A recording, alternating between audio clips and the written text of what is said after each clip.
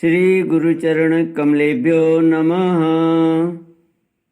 श्री गणेशाय नमः। श्री सरस्वत्यै नमः। श्री विष्णवे नमः। श्री कृष्ण गोविंद हरे मुरारे, हे नाथ नारायण वासुदेव। श्री कृष्ण गोविंद हरे मुरारे, हे नाथ नारायण वासुदेव। श्री कृष्ण गोविंद हरे मुरारे, हे नाथ नारायण वासुदेव।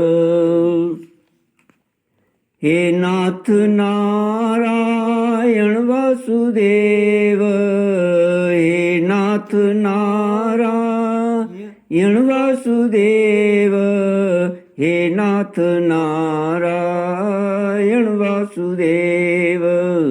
श्री कृष्ण गोविंद हरे मुरारे, हे नाथ नारायण वासुदेव। ओम नमो भगवते वासुदेवाय। ओम नमो भगवते वासुदेवाय।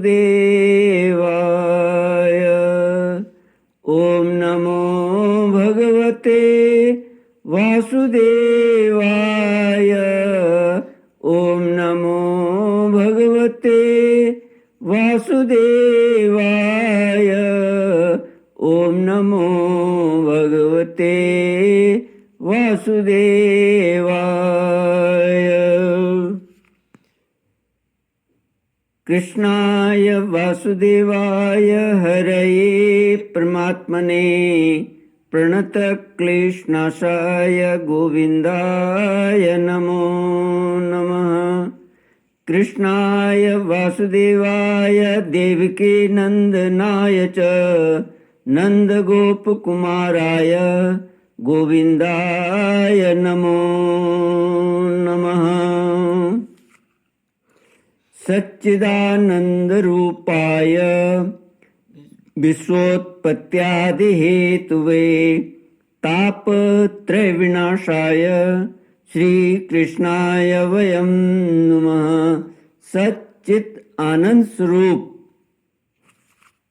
परमात्मा जो सृष्टि के उत्पत्ति, पालन और संहार करता है तथा जीवों के आध्यात्मिक, आदि दैविक, आदि भौतिक तापों को नष्ट करने वाले हैं, अर्थात जीवों के मानसिक, शारीरिक और भौतिक दुखों को दूर करने वाले हैं, उन श्री कृष्ण भगवान को हम नमस्कार करते हैं। श्री कृष्ण गोविंद हरे मुरारे, हे नाथ नारायण वासुदेव। श्रीमद् भागवत 10वां स्कंध 7वां श्लोक 18 से। श्री शुक उवाच एकदारोहमारूढं लालयन्ती सुतं सती गरिमाणं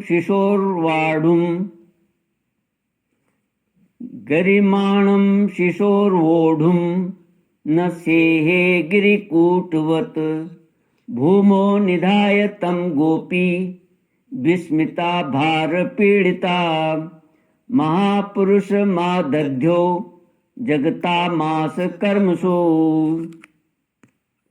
श्रीमद् भागवत 10वां स्कंद 7वां अध्याय श्लोक 18 से।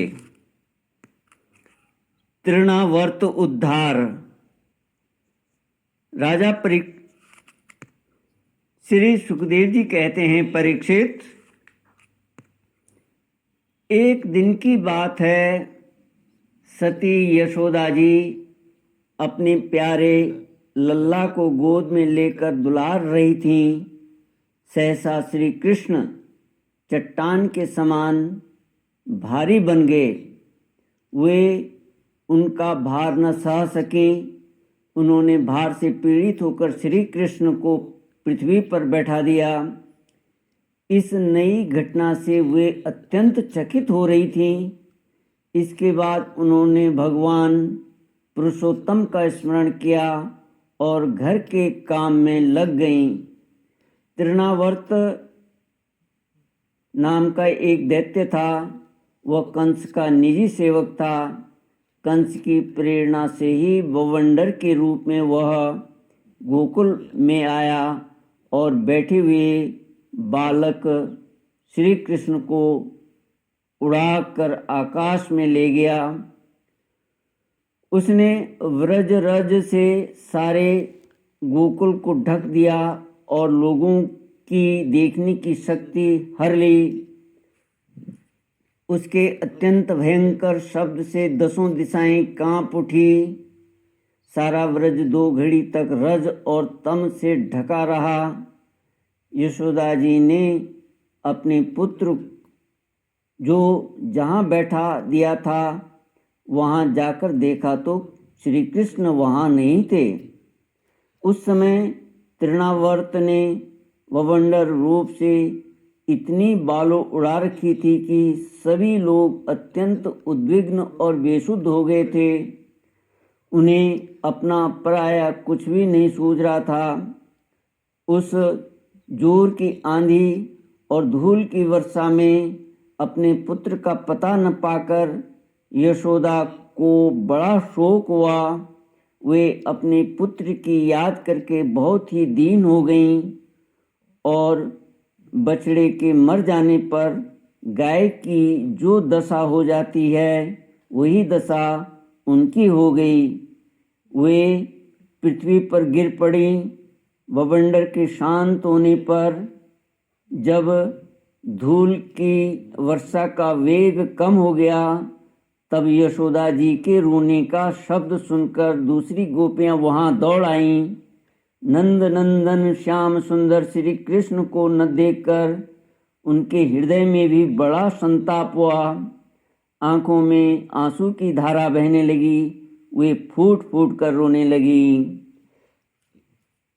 इधर तृणावर्त बवंडर रूप से जब भगवान श्री कृष्ण को आकाश में उठा ले गया तब उनके भारी बोझ को न संभाल सकने के कारण उसका वेग शांत हो गया। वह अधिक चल न सका। श्री कृष्ण गोविंद हरे मुरारे, हे नाथ नारायण वासुदेव। तृणावर्त अपने से भी भारी होने के कारण श्री कृष्ण को नीलगिरी की चट्टान समझने लगा। उन्होंने उसका गला ऐसा पकड़ा कि वह उस अद्भुत शिशु को अपने से अलग नहीं कर सका। भगवान ने इतने जोर से उसका गला पकड़ रखा था कि वह असुर निश्चेष्ट हो गया। उसकी आंखें बाहर निकल आईं, बोलती बंद हो गई, प्राण पखेरु उड़ गए और बालक श्री कृष्ण के साथ वह व्रज में गिर पड़ा। इस संबंध में टीकाकार एक कहानी कहते हैं। पांडु देश में सहस्राक्ष नाम के एक राजा थे। वे नर्मदा तट पर अपनी रानियों के साथ विहार कर रहे थे। उधर से दुर्वासा ऋषि निकले, परंतु उन्होंने प्रणाम नहीं किया। ऋषि ने शाप दिया, तू राक्षस हो जा। जब वह उनके चरणों पर गिरकर गिड़गिड़ाया, तब दुर्वासा जी ने कह दिया, भगवान श्री कृष्ण के श्री विग्रह का स्पर्श होते ही तू मुक्त हो जाएगा। वही राजा तृणावर्त होकर आया था और श्री कृष्ण का संस्पर्श प्राप्त करके मुक्त हो गया। श्री सुखदेव जी कहते हैं, परीक्षित, वहाँ जो स्त्रियां इकट्ठी होकर रो रही थी, उन्होंने देखा कि वह विकराल दैत्य आकाश से एक चट्टान पर गिर पड़ा और उसका एक एक अंग चकनाचूर हो गया।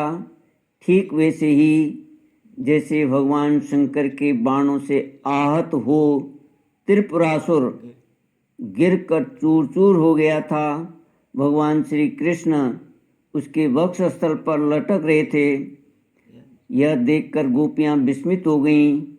उन्होंने झटपट वहां जाकर श्री कृष्ण को गोद में ले लिया और लाकर उन्हें माता को दे दिया। माता मृत्यु के मुख से सकुशल लौट आया। बालक मृत्यु के मुख से सहसा लौट आया। यद्यपि उसे राक्षस आकाश में उठा ले गया था, फिर भी वह बच गया। इस प्रकार बालक श्री कृष्ण को फिर पाकर यशोदा आदि गोपियां तथा नंद आदि गोपों को अत्यंत आनंद हुआ। वे कहने लगे, ओहो, यह तो बड़े आश्चर्य की बात है। देखो तो सही, यह कितनी अद्भुत घटना घट गई। यह बालक राक्षस के द्वारा मृत्यु के मुंह में डाल दिया गया था, परंतु फिर जीता जागता आ गया और उस हिंसक दुष्ट को उसके पाप ही खा गए। सच है, साधु पुरुष अपनी समता से ही संपूर्ण भयों से बच जाता है। हमने ऐसा कौन सा तप, भगवान की पूजा, प्याव पौसला, कुआं, बावली, बाग बगीचे आदि पूर्त यज्ञ, दान अथवा जीवों की भलाई की थी, जिसके फल से हमारा यह बालक मरकर भी अपने स्वजनों को सुखी करने के लिए फिर लौट आया। अवश्य ही यह बड़े सौभाग्य की बात है। जब नंद बाबा ने देखा कि महावन में बहुत सी अद्भुत घटनाएं घटित हो रही हैं, तब आश्चर्यचकित होकर उन्होंने वसुदेव जी की बात का बार बार समर्थन किया। एक दिन की बात है, यशोदा जी अपने प्यारे शिशु को अपनी गोद में लेकर बड़े प्रेम से स्तनपान करा रही थीं। वे वात्सल्य स्नेह से इस प्रकार सराबोर हो रही थीं कि उनके स्तनों से अपने आप ही दूध झरता जा रहा था।